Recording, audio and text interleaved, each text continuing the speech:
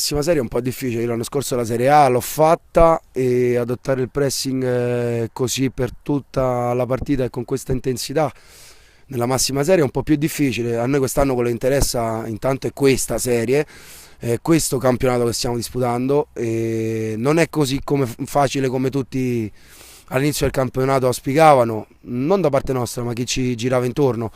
Io l'ho sempre detto fin dall'inizio, è un campionato difficile, ce la dobbiamo lottare partita dopo partita. Oggi abbiamo messo un altro mattoncino importante.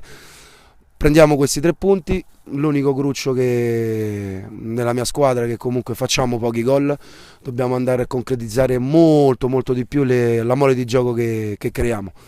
Però del resto i ragazzi si impegnano, il clima è quello che è freddo, è difficile giocare con questo campo, faccio un plauso ai miei ragazzi.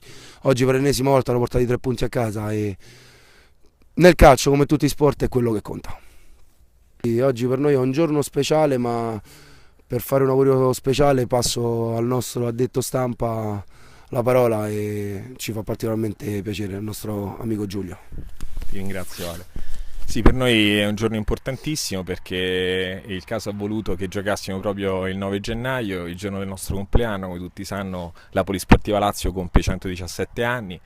Per noi è una data importante, siamo contenti di aver onorato questo giorno speciale con una vittoria, sono arrivati 3 punti.